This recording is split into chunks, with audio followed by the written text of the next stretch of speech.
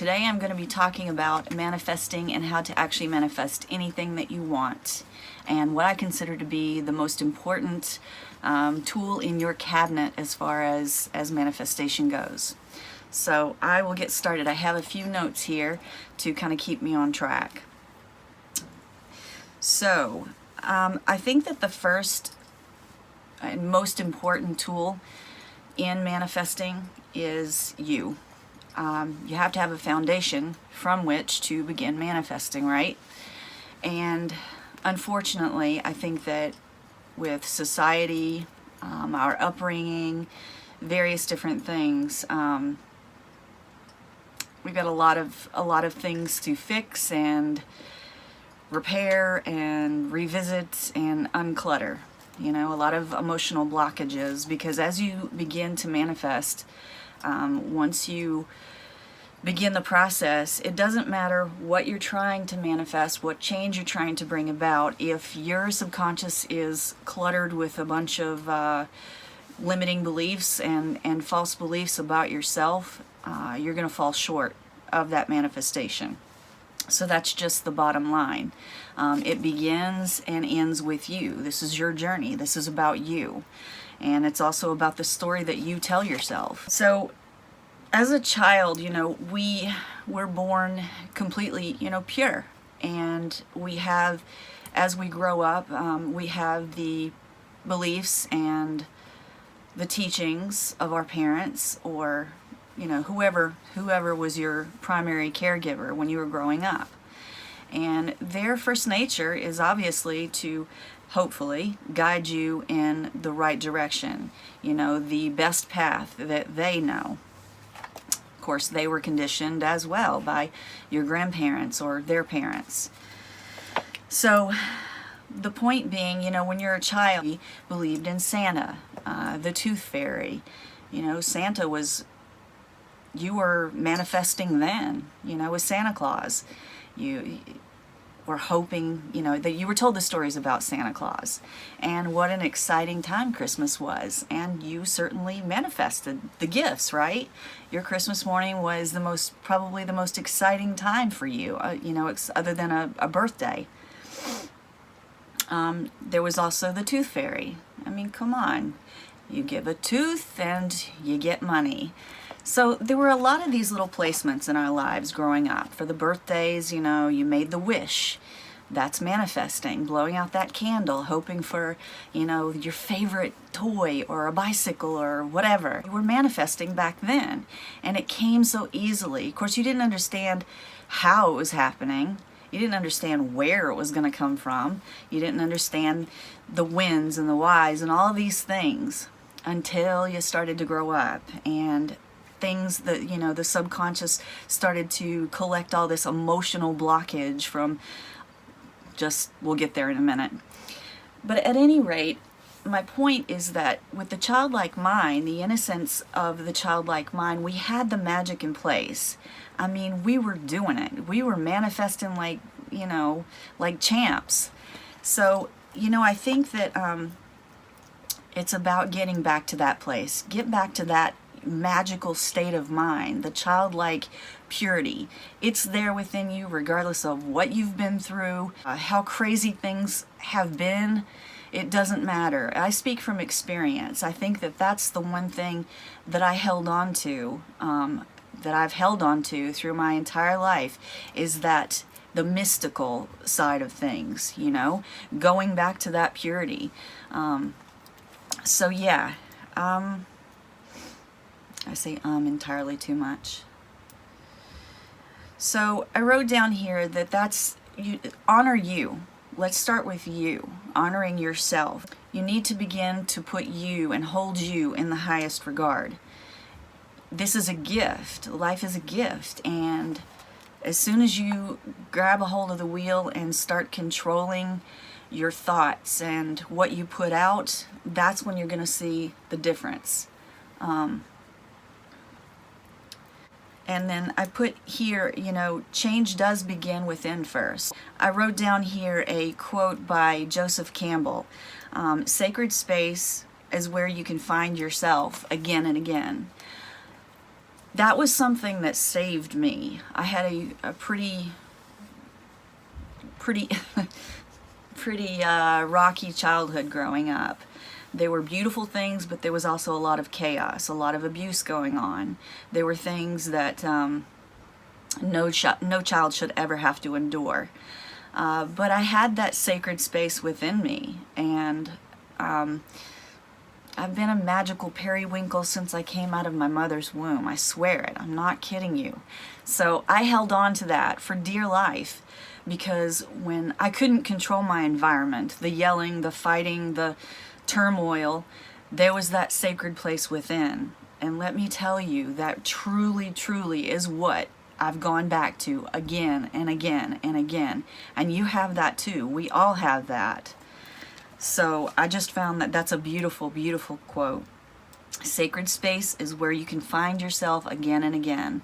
And sacred space is, yes, it's a place that you can go to, whether it be outside or, you know, your temple or your sacred space that you set up in your house somewhere. Yeah, those are definitely sacred spaces, but the place that I'm talking about, and I'm not sure if he's referring to that in his quote here or not, but it's within you, and it's something that nobody and nothing can ever, ever take from you. And even if you feel like that spot, that place is lost within you, I promise you, you can find it again. It's there. You're absolutely everything that you're seeking.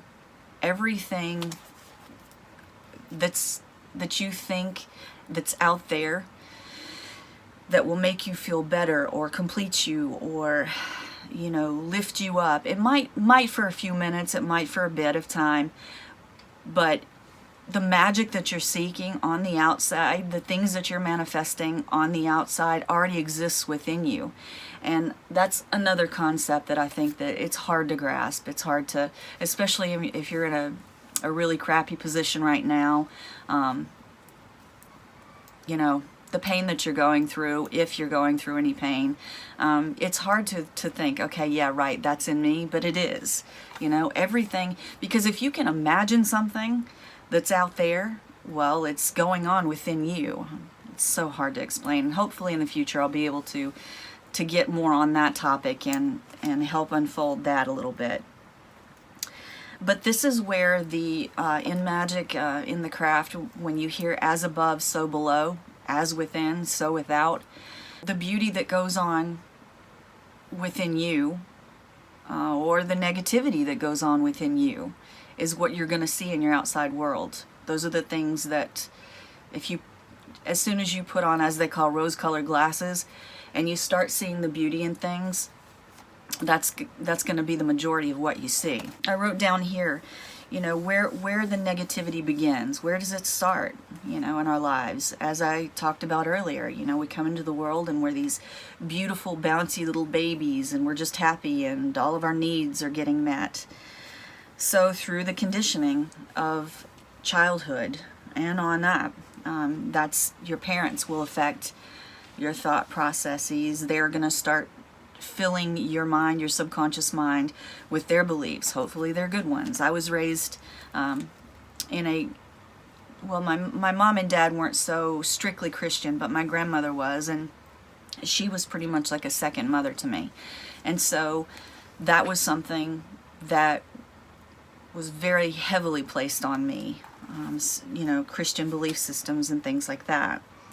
You know, and then we start school, and we all know school it can be cruel. You know, you can deal with bullies, judgment. You've got your peers that you're having kind of step on your little personality, and you start to modify the way that you look and behave based on what these little people are saying. There's some mean little kids out there. But where does it come from? Start somewhere.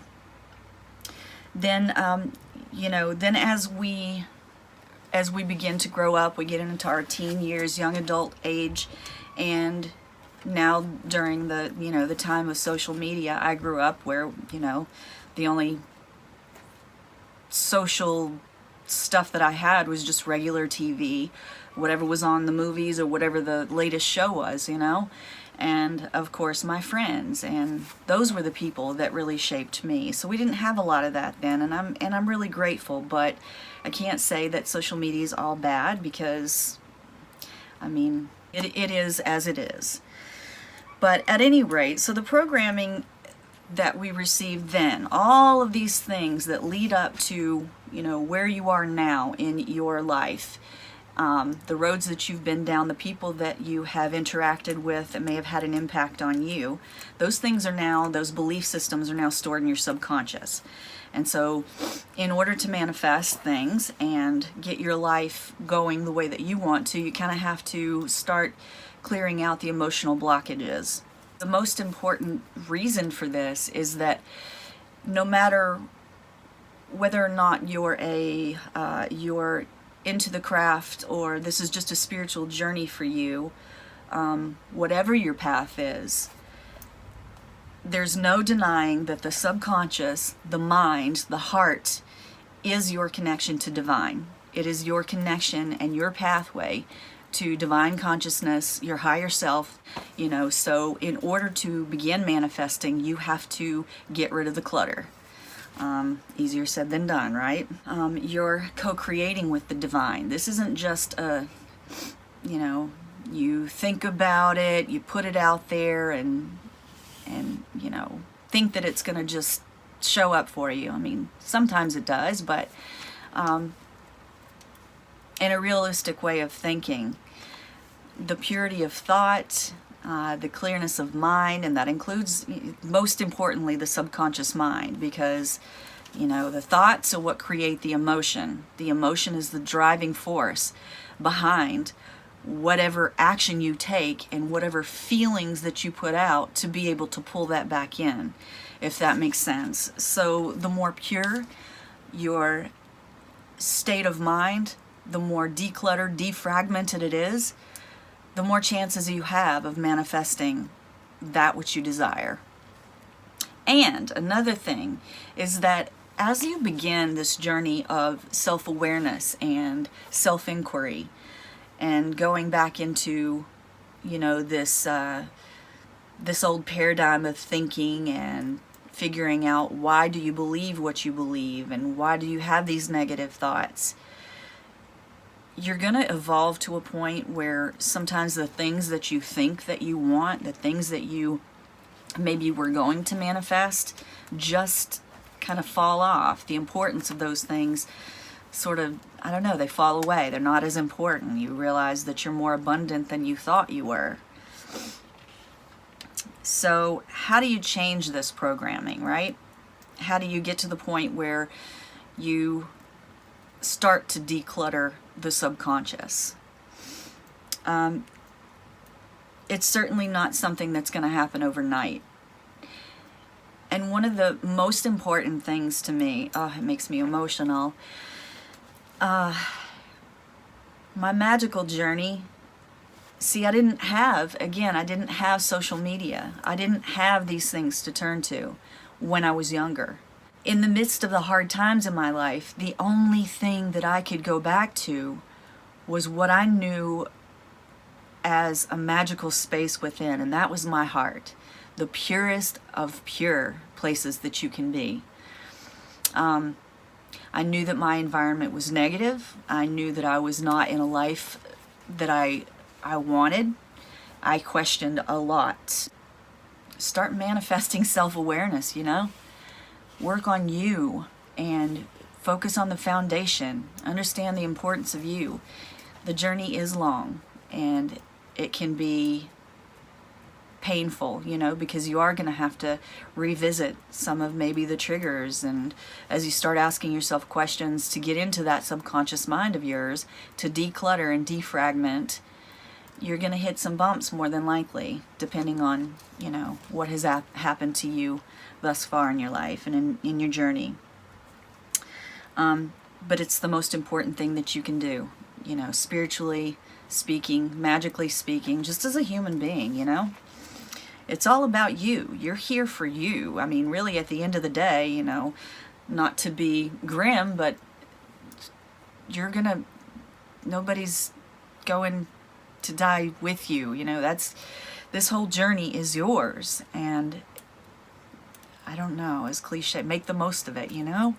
But it really is, and you're important, and you're here to be just exactly who you are, and your original, well, you can't not have the thumbprint of who you are, you know? You're different.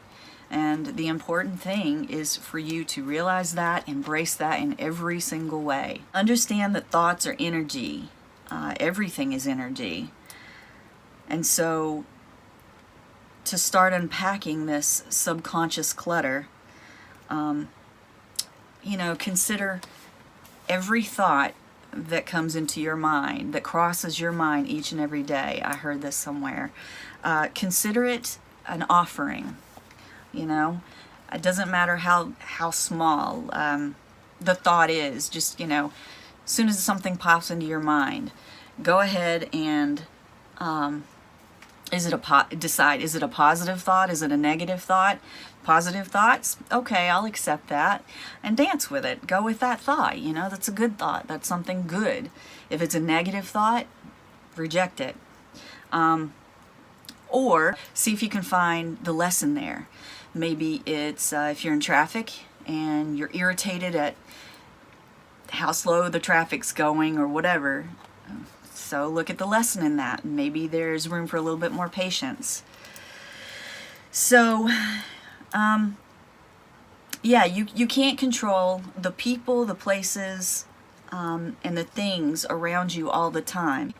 But you can control how you judge things, how you perceive those things, and how you're going to store those things. Because if you can work with your conscious mind, the first level, you know, work with the conscious mind. That's what the filter is, the conscious mind, before it even gets into the subconscious, right? So as soon as you have that thought, decide, you know, is it a good thought? Is it a bad thought? Do I want to accept or reject this? Also, too, I put down here self-observation. You know, start becoming hyper aware of what you think and what you say and what you feel and what you accept. Those things, if it's a negative thing, you get the choice. You know, you can flesh it out. And I know I'm making it sound easy, but this has taken a lot of practice. That's why meditation is important. Grounding and centering, both of those. I have a meditation and a grounding and centering video on my channel. That's why those things are important, because meditation, grounding and centering, those are the things that are going to help you find that place within. And when you're out and about, or regardless of whatever situation you're up against, you're going to be able to spin into that place, that sacred place, and understand, nope, I don't want that, I don't accept that, that's not my bag, I don't want it. Practice and repetition with this stuff. Over and over and over. You don't have to live in negativity. If you're in a situation an environment that you can't get out of, guess what? There's a place within that you can go until you can change your environment. Speaking from experience. It's about empowering yourself. Understanding, like I said, that you have the ultimate power over you. That is your greatest gift, is that you get to control your emotions. You get to control your feelings, your thoughts. Maybe not right at first, but eventually. Take charge. This is your life. This is you, you know. You are important. Sound like I'm yelling at you. All right, and stop criticizing yourself. Stop criticizing yourself. Don't question your looks. Don't stop questioning your worth, your abilities. You know, those are all things that, because of society and because of our upbringing and whatever is on the outside, we start to talk to ourselves. And the more you question, am I, you know, oh, I look bad, or I'm not worthy, or I can't do this thing or that thing, or whatever it is, stop limiting yourself, you know. Treat yourself, talk to yourself the way that you would talk to those that you love. And isn't that crazy? we put so much emphasis on, you know, raising others up and doing things for others and caring for others and making sure they feel loved and cared for and accepted and comforted. What about you? You are important. Each and every person on this planet is so important. We have our own personal aura. Literally, when you walk outside or you come even in your home or whatever, your energy, your auric field, entangles with whoever you're near. And I can't remember what the distance is from your body, but the point is we share energy, and that's with people, that's with animals, that's with, you know, trees, plants. The energy is absolutely everywhere. Think about it. You know, you give someone a compliment. You could have completely changed their day. And then what do you think they're going to do? Their energy is going to pep up, and then those people that whoever comes in contact with that person is going to feel that energy, and it just goes on and on and on. So it's really, really important. You are important, and I can't say that enough. Another thing is, you know, love yourself without conditions. If there's something about you that you're not happy with, whether it's your weight or that there's always that one thing about ourselves that we don't like or wish we could change. Start embracing that thing, you know? Start loving that thing. Stop waiting until that thing is fixed or changed or modified to love yourself. Love you right now, no conditions. Love you exactly as you are.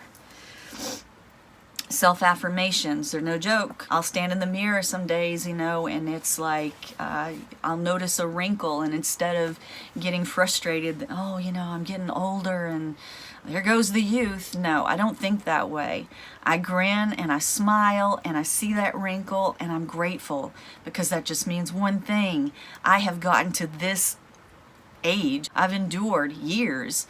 So, you know, I don't know, it sounds crazy, but it's something that I do, and I think I mentioned this in one of my prior videos, but I do have moments of just self-body appreciation, and I'll lay flat on the floor, and I start at well, not laying down, but I'll start sitting down, and I'll reach down to my toes, and toe by toe, you know, showing gratitude. And you don't have to say anything, but in your mind, just sort of visualize just love and energy going into each and every part of your body, and start from your toes, move up to your ankles, and, you know, just think to yourself, wow, these feet have carried me such distances. You know, think of times that you've done things and how many times you've walked places, and, you know, whatever it is, you get my point. You know, just go from through the entire body showing gratitude. I've had 5 children. So when I get to the part of my stomach area, I will lay my hand there and be so just grateful that my body was able to house, you know, 5 children, 2 at once. You know, I had twins, so it's pretty amazing stuff. You know, if you really get down to it, this body, this vessel of yours, has taken you a long, long way and carried you this far. So gratitude for the self is so incredibly important. You are a gift to this planet. You are a gift to everyone that comes into your life and into your existence. And the sooner you know that, and the sooner you embrace that, the sooner your life will clear out and start to unfold as you want it to. I wrote down here gratitude for the good and bad, because good experiences, yeah, they're good, they're great. That's easy to show gratitude for, right? What about the negative things? Those things in the moment, depending on how you label them, and always think about that as you go to label something as good or bad. 9 times out of 10, a bad thing has a lesson within it. So try to grab that, try to hold on to that, find that, you know. And then also too, another important key to clearing up your mind is keeping yourself and your environment clean. If you have stagnant, dusty energy around, you can't expect to be in the highest and brightest of moods. So last of all, I wrote down repetition is the key, and it really is. We have no problem from the time we're young little kids to teenagers to young adults repeating the negatives. You know, those things seem to come up, and it's so easy to just run with that and repeat, you know, oh, I'm ugly, or I'm not enough, or I'm too short, I'm too big, I don't know how to do that. So in order to clean out the blockage, and I saw this just recently, if you take a glass of water, it's full of dirty water, right? And you hold it under a faucet with fresh water running into it. It's kind of like the mind, you know. You got a glass full of stagnant, stale water with whatever in it. If you run the water and you keep running the water, it's just going to overflow, right? So eventually this water's flowing in and in and in and in, and it's going to completely clear out that glass, and you're going to be left with fresh water. But it does take time. And so, you know, I really hope that this video has helped. Manifestation. All the things are great, yeah, and sure, you can start casting spells, you can start manifesting things, but you have to think that the energy that is within your vessel, whatever is contained within, is going to have a huge effect on how what you think you're manifesting actually shows up for you. So, especially if you're if you're here and you're a witch, or you're Wiccan or pagan or whatever the case is, I think that you know that it's really, really important to clear your mind. You need to be in a very, very, very aware and conscious state of mind. But I hope that this has helped in some way, and I'm really grateful that you're here and that you spent some time with me.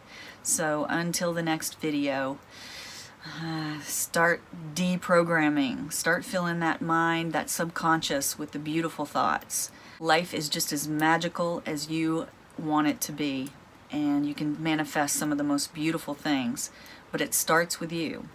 So take care, and until next time, blessed be. Thanks for watching.